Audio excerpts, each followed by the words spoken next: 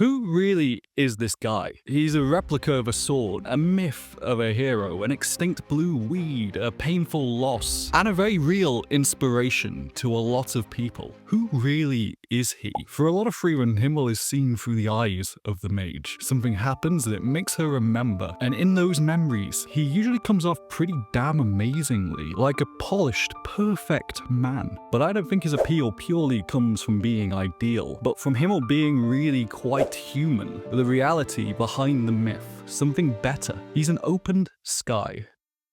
Let's start with the obvious. Himmel's name means sky or heaven. As for his design, well, are we getting any firm theme from his design? Yeah. That be so blue. He's blue. So I want to talk a tiny little bit about color theory in him. It's the idea that colors are linked to specific emotions. Blue is kindness, it's calm, it's safety, order, loyalty. It's Himmel. The blue traits in color theory are pretty much a description of a hero or of Himmel, especially in the traits that Himmel will be trying to embody. It's the guy who keeps sages at bay, the guy who stops to do every damn side quest. Then there's heaven and the sky. His name means sky, which ideally should be blue. I tried to get some footage of a blue sky for this, but I live in the UK, so that's out. But I hear it's supposed to be blue. The sky carries all those same connotations as Himmel's blue design, being maybe the most primitive blue symbol. It's also roughly where heaven is supposed to be. Not in the world of Frieren, it's in the northernmost lands there, but symbolically, for the audience, there's that link to Himmel. And then we've got birds that live in the sky, which at times seem to invoke Himmel in a symbolic sense. But the darker shades of blue that we see in his outfit are associated with less personal and more outwardly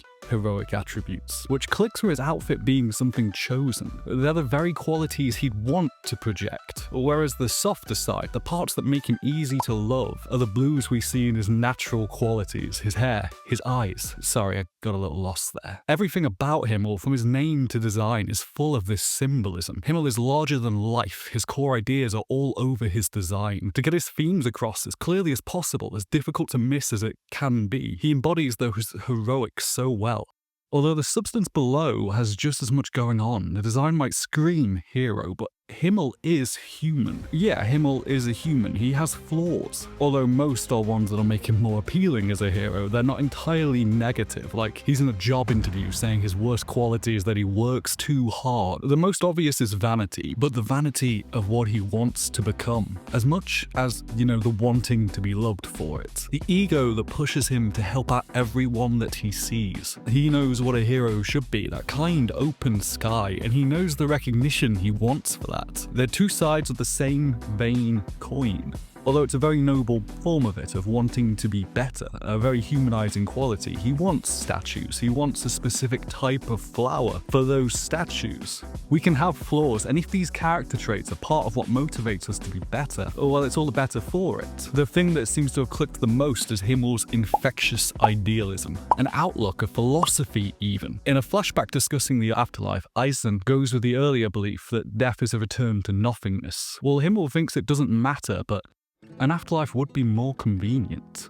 Maybe he is in heaven, maybe he's a bird now. A solid heaven would be more convenient than the fairy tale and the memories persisting. I think Himmel's disregard to the reality of the afterlife compared with the nicer idea is a perfect example of his romanticism. The urge to find the optimistic, the idealistic. He's quite a contrast to Frieren in this, the hot and the cold, but his idealism is infectious. Himmel's optimism is the best of humanity, even if it brushes up against the rougher realities of the world. He goes through some stuff, from tough fights to, just plain old psychological messes, but he still doesn't err from his task of defeating the Demon King. This resolve is part of the monument of heroics he's building in life. The good traits are those that are written in the history books, the noble intentions, but sometimes there's something more flawed below. He wants to show up his childhood friend, threatens to kill a child for peeking up a skirt. That bit is more of a gag, but it's a rare spot of Himmel actually breaking. His flaws and moments where he breaks away from the stoic portrays a fuller person than the statues. Himmel the hero might be a legendary figure, but Himmel the man who wants to be a hero, that's why he's so compelling. The fully rounded being that would eventually be lost to memory. Well, would be if he hadn't have fallen in love with an elf.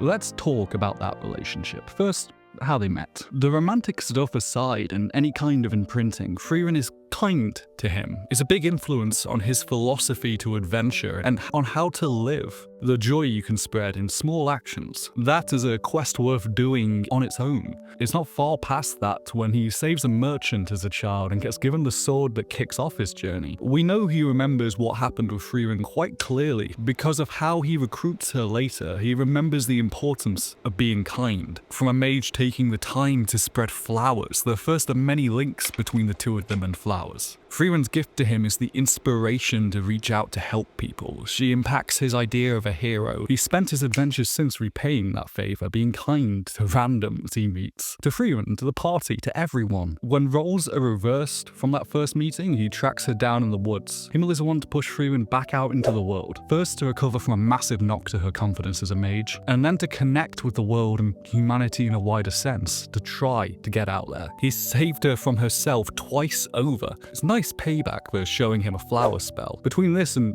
when he's dead, they travel together on that mere 10-year adventure. He falls in love, but never actually crosses the line to confess to Frieren. There's an argument to be made that Himmel sparing Frieren from a genuine confession, from really pushing how he feels out there, is out of the same kindness. But does he hold back purely trying to be noble and spare Frieren's feelings? Or because of that romantic idealization of unrequited love? I think it's a bit of both. He never does tell her how he feels. Confessing would be selfish. So he accepts that he can enjoy their relationship without being together. He learns to live off the form of love he gets, not the one he wants. There's occasionally a hint of sadness in the more romantic memories, as Himmel seems aware that his gestures are sailing right over her head. He's being the big hero again, bravely holding back his feelings for someone else's sake. But best case scenario, if he didn't, he'd be condemning her to some lonely centuries. It's a noble reason, but one that plays into this romantic hero that he wants to be. While he might have been trying to spare her feelings, he wasn't successful. The biggest obstacle to Frieren and Himmel is just time. I love the composition of the proposal scene for that reason. We have the marriage-like proposal here, and what's sat in the middle? Time. A clock tower. Time is the main obstacle standing between them. We get a visual showing of this time problem when Frieren is remembering when she joins the party. We get that flashback itself, and then a quick flurry of the adventure as a whole. And within a few seconds, the current day. The whole thing must have felt very quick. And on both sides of their time together, there's flowers.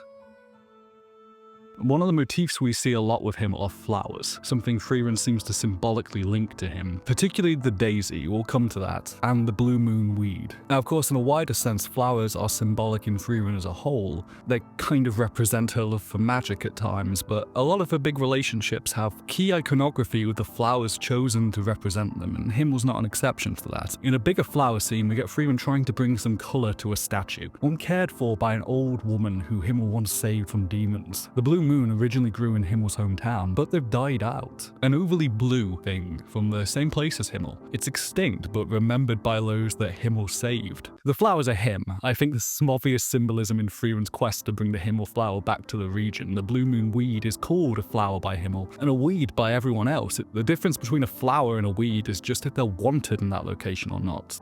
It's a fictional flower as far as I can tell, but there's plenty that look similar. Himmel comes from an ordinary background. He isn't the chosen hero of the sword. He's a replica trying to be one, a weed growing and trying to be the flower. But that ends up much more beautiful than what should have grown there. Just like her journey to get to know humans better and to see Himmel again eventually. In bringing back the blue moon flowers, we get a miniature of Frieren's motivation for the main journey before she even leaves for it, with flowers of all types underpinning the realization. The flashback to watching the party have fun in flowers, and down to the flower crown Himmel puts on her head. The flowers here are a callback to those emotions, stirring them up just as much as Himmel did. There's symbolism between Himmel and flowers, that idealism, that innocence. Later we see a sleeping Frieren dreaming about Himmel and the party leaving for the adventure in a particularly romanticized way, which opens with a large shot of a white daisy. Not meaningless, the choice of flower there. The Nippon daisy means new beginnings, and the purity of love. It's used in weddings a lot. The flowers in Frieren's imagination actually seem to know her better than she knows herself. Flowers are short-lived, typically, almost like a human to an elf. It's a motif we see pop up with Himmel often when he's at his most romanticized in Frieren's eyes. Himmel and flowers is one of those things, and I think flowers are a pretty enough metaphor for a lot of his core character. They keep blooming, even after we've said goodbye to him.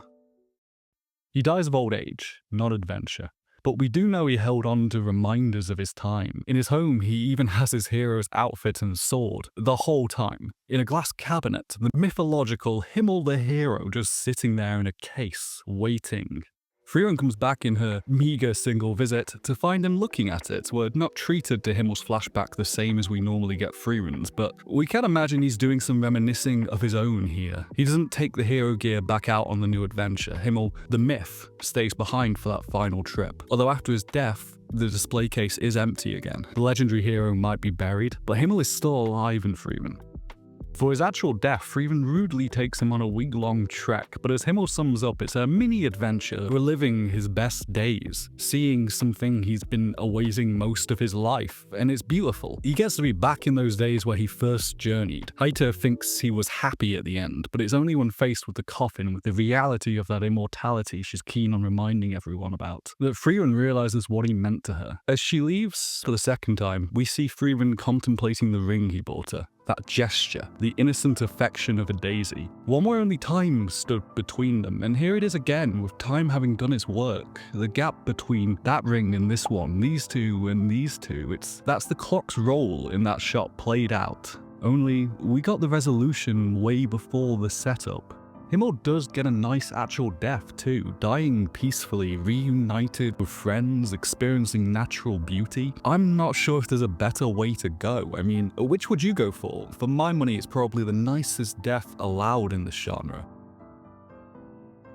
Since Frieren is beyond the end of Himmel's story, the majority we see of him is after he's dead, outside, that one bit. But Himmel's role is explicably linked to the way that he's memorialized, the fairy tale left behind. It's something he's actively thinking about through his adventure, his place in history, and the version of it that his friends will have to live with. In one flashback, he initially doesn't get Frieren's obsession with the fake grimoires. Discussing why she has it seems to trigger something. The shot switches to show him more prominently than those who are talking. We don't see his reaction, but it's focusing in on him specifically, implying there's something happening here. Perhaps he's realizing how time will wedge itself between humans and elves. Once he's gone, the real him might not be remembered, just the fairy tale. It sets us up to revisit the statue obsession. He wants them so he'll still be thought of, but also so Frieren won't be alone in the future. To show that he really existed, the statues are emblematic of Himmel's character, his kind heart combining with ego, finding the most virtuous ways of explaining his actions. The memorialization of Himmel suits the flawed character, someone better than the hero of the Holy Sword. The flashback in episode 10 to the start of the journey shows Himmel pretty fully. He only has a replica of the sword, but at the outset he's committed to getting the real one. He's going to be a real hero with a real sword. But the passage of time is cruel. He failed to pull the sword, and we see Himmel in a rare, vulnerable moment. Kind of. We see Himmel's back in a rare, vulnerable moment. Here, the direction lets the voice actor take the brunt of the work, hiding Himmel's sadness, hiding it from the party, and he begins to explain how it won't matter. There's nothing wrong with not getting the sword, and by the end of the speech, it seems Himmel has convinced himself and the others almost entirely, and he did live up to his decision. Himmel is the type of person who can take a setback and make it something meaningful, something that helps, and make it a blessing. His ability to talk himself back up is what makes him such an inspiring hero. Himmel takes a replica of a sword and uses it to perform deeds that inspire generations of heroes, to do the things so many adventurers failed to do. The sword is Himmel, the model of a hero. Future generations always romanticize them, to the point that their original nature disappears, but Himmel's original nature isn't perfect, it's someone striving to be better, by always helping those who need it, by doing what a hero would do. Himmel resonates maybe not because he's Mr. Perfect, but because he's trying. It's fiction, but good fiction has the power to change reality. Himmel, a hero striving to do better, has inspired good deeds in universe and in our world. How many will read or watch Himmel and decide his idealism is worth striving for in reality too? It's a rare thing for a character to connect on such a level. And in that, the fictional Himmel is more than a hero. In the world of Frieren, but also in ours.